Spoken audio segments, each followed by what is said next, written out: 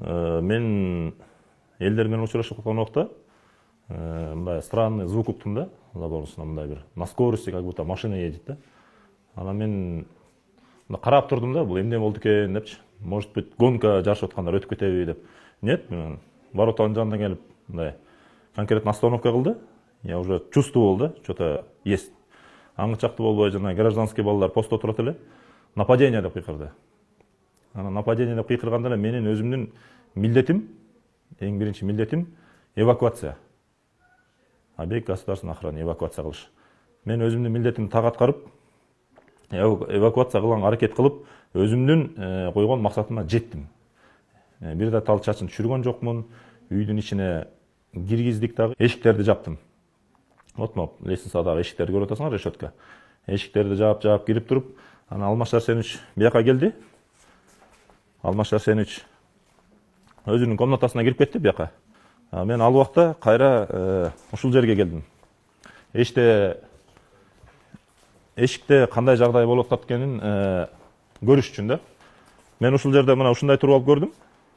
О, не стал да открывать вот эту штору. Мен дагы өзүмдүн коопсуздугуман корктум. Может быть, эште снайпер. Может, мен эште кимдер нападение кылып атканын билген жокмун буга чейин. Тетиги боз үй туштарда бир оружие менен аткылап атышты да. Мындай боз болуп эле көрүндү да. Мындай камуфлированный форма көрүнгөн жок мага. Боз болуп эле көрүндү. Мен ылдый жакты караганга аракет кылдым. Ылдый жакты карасам эч ким көрүнбөйт. Көрсө эч жагы эле келип элдерди кубалап, могу дубалдын түптөрүнө уже туруштыр. Круговая оборона держали. Анан мен ушул жерде мына могу стол бар эле. Мындайраак коюп алып, ушул жерде отурдум. Мындайраак коюп алып, ушул жерде действияларын карап отурдум. Эч тыптынч болду. Эшикте тыптынч, ушундай тыптынч. Анан бир убакта эле алдыңдан мындай звуктар чыга баштады. Баягы эшикти кесип аткан, талкалап аткан звуктар чыга баштады да. Мен ушул жерде отурдум. Где-то бир калп айтпасам 35-40 мүнөт отурдук ушул жерде. Пока алар эшиктерди талкалап, ылдый жакта баягы неменин баарын кесип атышты. Аңгычакты Алмаз Арсенович чыккан жок. Эч жерге чыккан жок. Анан мен бияка келдим. Бул жагында эмне болуп атыптыр көрөйүн деп. Эшик бек, эч ким жок. Алмаз Арсенович экөөбүз элек. Мен бул жака келип, биякты караганга аракет кылдым. Бияктан өзүңөр көрүп атасыңар, эчтеке көрүнбөйт. Бул мону менен карадым да мына. Муну менен то же самое. Биякта эч ким жок болду. Баары көрсө круговая оборона. Үйдү алып алган экен да. Бияктан да көрө алган жокмун, эчте кимдер бар экен. Андан кайра келип, уже бир 35-40 мүнөт өтүп калган эле. Бул жерге келсем эле, бул жактан үн чыкты. Балам, чыкпа. Анан мен бияка келатсам, мен жаныма келбе деди. Азыр атып салат деди. Анан эмнеге атып салат деп, тияктагы жанагы эшикти ача албай аткандар, ушундай эми ооз калгыч сөздөр менен сөгүнүп атышты да.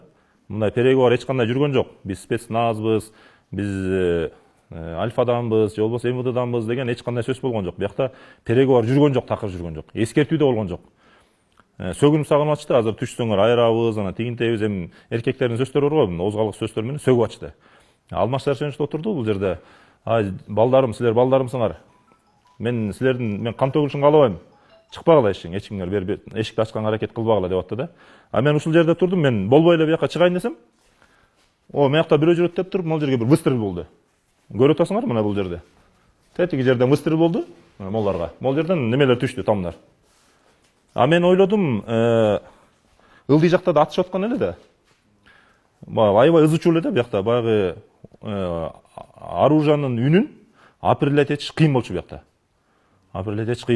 Мен ойлодум, огнестрел менен атып атат го депчи. Бул жерге түшкөндө эле мен кайра бияка укрытияга болдум. Анан бир убакта эле мен кайра келип, мояк отурдум ордума. Ушул диванда отурдум, отурсам эле тиги Алмаз Арсенович отуруп тыптынч да ылдый жак. Тигилер ылдый жакта бир дарылдатып, бирде мен аракет кылышты да, бирде мен ачканга аракет кылышты, ылдый жак ызычуу болуп атты. Баягы сөгүнүп сагынгандар дагы эле турушту. Анан бир убакта тиги жерден неме жарылды. Бир нерсе жарылды. Анан эмне болуп кетти деп карасам, уже элдер келип аттыр. Элдер келип, тиги жерге чейин воротанын ичин жаап алыптыр, решетка ворота турбайбы?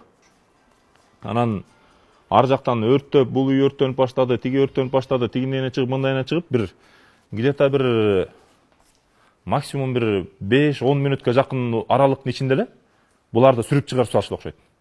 Сүрүп чыгарып салышты. Анан элдер келгенде, элдер ушакка келгенде мен ол жерден ачтым, баягы тааныган балдар болсо кыйкырайын депчи. Мындай ачуу калтырбагыла деп кыйкырайын деп ушундай карасам, мына могул жерде азыр өзүңөр деле көрөсүңөр мына. Могул жерде. Ушул жерге урдум аны таш менен. Анан эле бат эле ылдый жагы тынч эле болуп калды. Талкаланып баштады, айнектер талкаланып, эшиктер талкаланып баштады. Анан ушул жерге карасам, мен могул жерге келсем, акырын келип карап коеюн деп келсем, уже гражданскийлер чыгып алыптыр. Гражданскийлер чыгып алган экен, тетиги лестницанын ар жагынан. Гражданскийлер чыгып алып, эшикти ач деп мага кыйкыра башташты. Ач эшикти деп. Анан мен ушул жерге келдим. Ушул жерге келсем, бул жерде Кундуз Жолдубаева да келген. Кундуз Жолдубаева да келген экен. Анан артында дагы көп элдер бар болчу. Эшикти ач, Алмаз Арсенович эмне болду? Анан мен айттым, Алмаз Арсеновичтин абалы жакшы баары. Эч нерсе болгон жок. Алмаз Арсенович биякта, эч ким эшекке калып кеткен жок. Алып кетип калган жокпу? Тигиби деп кыйкырып, эшикти ач эле, ач депчи. Анан мен сурандым, Алмаз Арсеновичтин коопсуздугу үчүн эшикти ача албайм, кечирип коюңуздар. Алардын баягы жинине тийиш да мүмкүн эмес эле да. Эшик талкаласа талкалап деле киришмек аларчы. Анан эмне үчүн коопсуздугун карап атасың? Биз защита этип келип атпайбызбы деген сөздөр айтылды. Мен айттым, силердин араңарда наемный убийцалар бар, каяктан билем мен. Десем эле бул жерден Кундузга окшогондор бар, тааныгандар, турайдат болуп, турайдат, давай жигиттер, деп сүйүнүп алып туруп ылдый түшүп кетишти.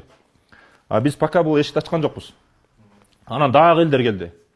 Дагы элдер келип туруп, ишенбей коюшту да. Анан Алмаз Арсенович өзү келди, бул жерге келип. Өзү келип ушундай көрүндү. Көрүнгөндөн кийин анан тигилер кетти. Ылдый түшүп кетишти, кыйкырып өкүрүпчү. Анан Алмаз Арсенович өзүнө кирди. Алмаз Арсенович бияка өзүнө киргизип коюп, анан мен бул жерде тиги турган балдар менен сүйлөшүп аттым. Анан бир убакта бир бала келип, чуркап келип суранып калды. Канат байке, ылдый түшпөсөңүз болбой калды. Ылдый жакта спецнастын балдарын өлтүрүп коюшат азыр. Эч кимди укпай атат, эч ким. Ылдый түшпөсөңүз болбой калды деп.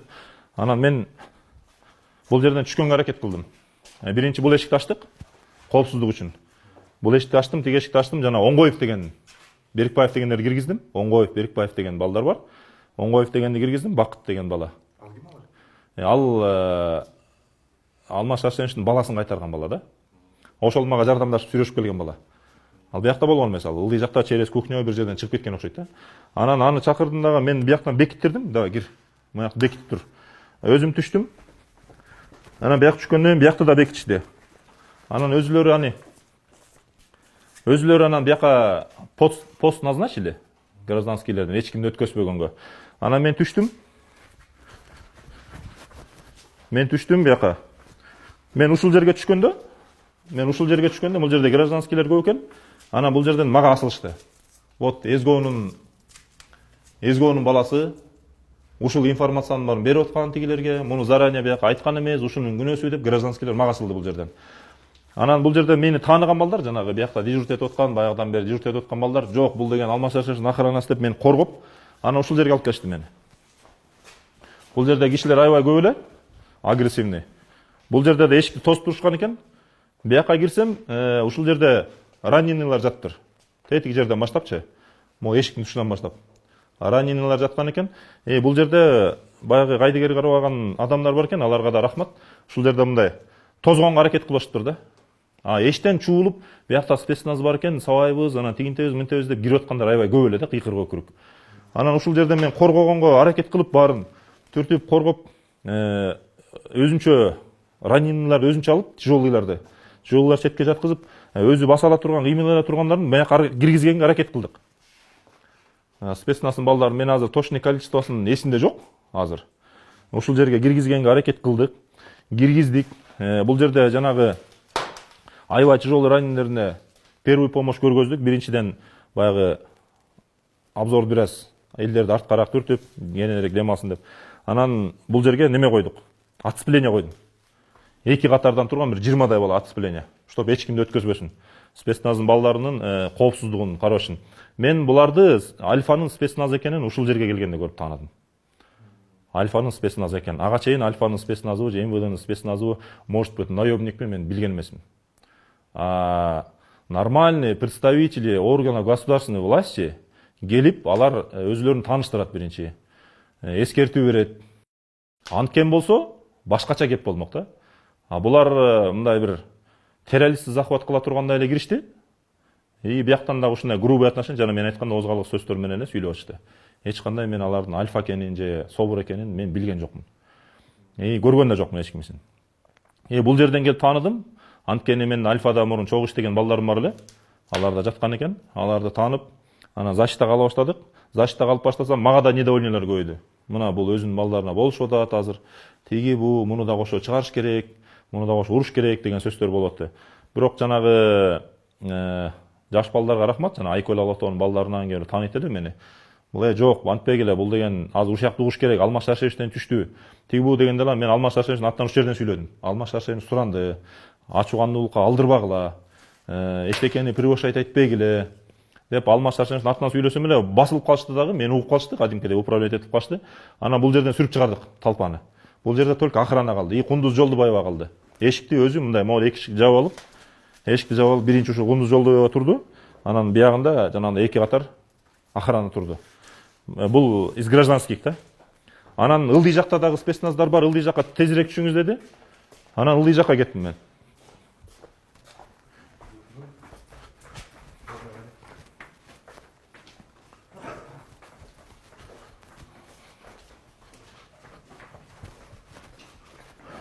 Ылдый жакка келдим. Ылдый жакка келсем ушул жер талпа экен киши. Бул жерге кирсем, бул жерде да спецназдар бар экен. Ушул жерде спецназдар бар экен. Биякта дагы бар экен. Буларды дагы сабап ачкан экен. Бирок мен кирген убакта баягы именно мен бирөө менен таяк менен чаап атканын, бычак менен сайып атканын же атып атканын бияктан оружие көргөн жокмун. Мен кирген убакта уже баары бираз успокоились да. Мына жулунуп аткандар бар экен, сабайбыз деп. Бирок мына тозуп аткан элдер бар экен. Мен кирип то же самое бияктан Алмаз Шаршеевичтин атынан сүйлөдүм. Ушундай ачуугандуулукка алдырбагыла деп суранып атат. Десем бияктан да угушту. Эчтен келаткандар токтотуш керек болду. Анан мен ушундай чыктым бул жерден. Ушундай чыгып, биякта журналисттер да жүргөн эле, мен чыгып атканда. Мен ушул жерге чыгып, ушул жерге туруп алып, анан уже үнүм чыкпай калыптыр, кыйкырып атыпчы. Ушул жерге туруп алып, элдер толтура эле, могу жулунуп аткандар. Анан, туугандар, мен Алмаз Шаршеевичтин атынан чыктым. Алмаз Шаршеевич жив, здоров, бир да талчасы түшкөн жок, акыбалы жакшы баары. Алмаз Шаршеевичтин өтүнүчү бар силерге. Ачуугандуулукка алдырбагыла, провокацияга алдырбагыла, баарыңар биримдики болгула, бириңерди бириңер уккула деген насаттарын айттым. Алмаз Шаршеевичтин атынан айтсам, бияктар кыйкырып сүйүнүштү да. Сүйүнүп, уже начали мне слушать да. Анан менин кийинки задачам, анан ушул жерден бир мындай аз мен имитация кылып көргөзүп берейин. Автомат Калашник үлгүсүндөгү оружиянын бирөө мындай кармап алган экен. Анын бетинде платок бар болчу. Здоровый бала да. Платок бар болчу. Ушундай кармап алган экен. Мен ушундай түшүндүм, бул баягы эч кимге бербейин, муну жулдурбейин, бирөөнү атып салбасын деген максатта кармап жүргөн окшойт да.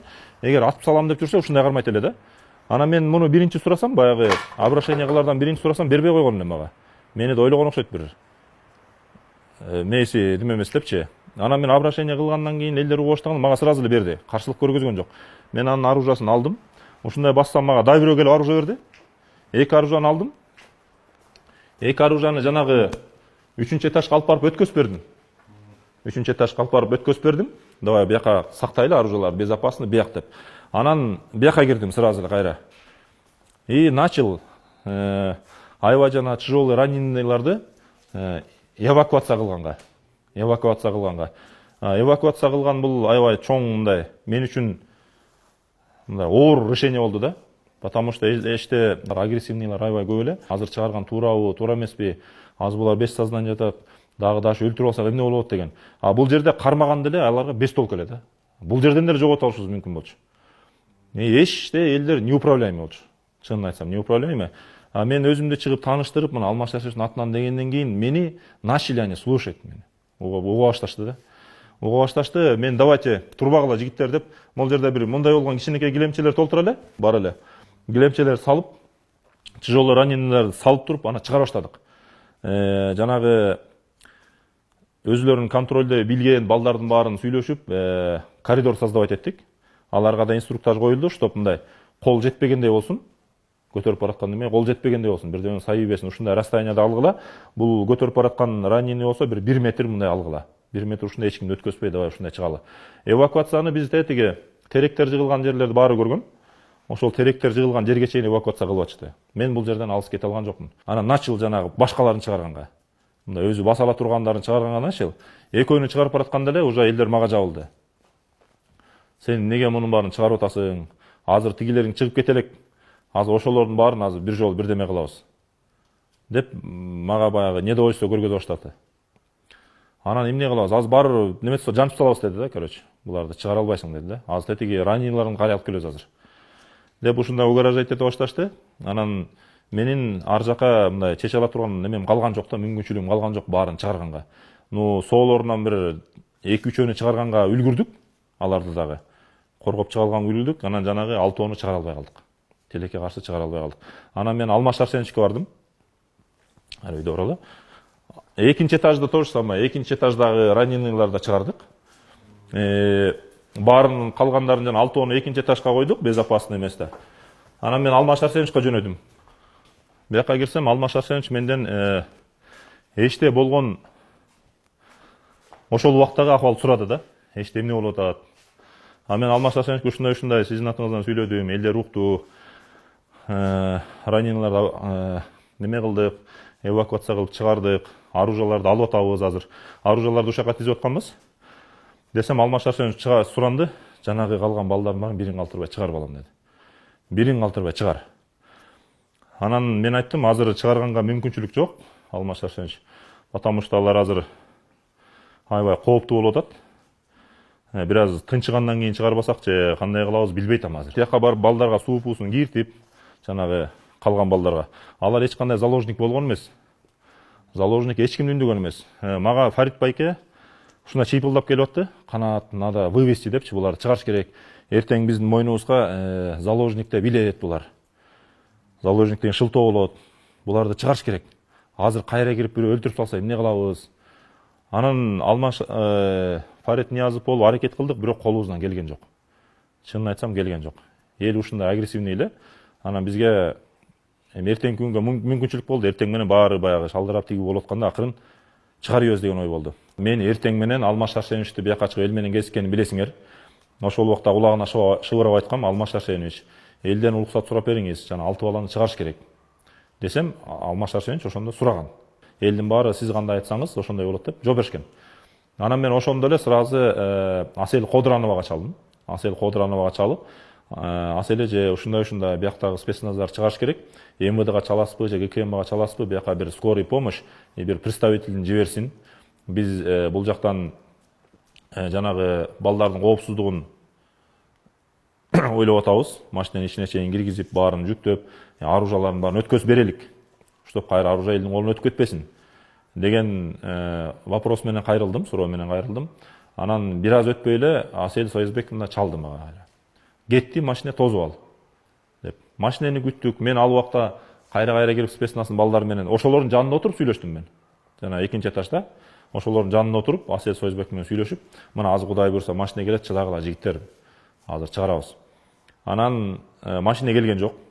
Ошону менен кайра 2-3 жолу чалдык, келген жок. Анан бир убакта саат 2-лерде Асель Союзбековна чалды, тиги кой таштан өтө албаптыр, ошол жакта эл өткөзбөйаптыр. Мен аяка да киши жибердим. Аяка эч кандай скорый келген эмес. Эч кандай представитель келген эмес. Ошо эвакуация кылалы деп, любой машина тапкыла дедим. Тетиги теректин ар жагына ошока чыгарабыз деп. Балдарды чогултуп, коридор создавать эткиле. Жанагындай расстояние, эч ким чыкпасын. Провокаторлор болсо давайте задерживайте бүт барын деп өзүм алдына түшүп алып балдардын. Андан мурун Алмаз Арсеновичтин кийимдерин алып чыгып кийгизип, ар бир балага көрдүңөр, баарын гражданский кийгиздим. Анан эч кимге тийгиздирбей барып целость, сохранность машинеге отургуздук. Машинеге отургузуп ары көздөй салып жиберип, анан кайра келдим бияка.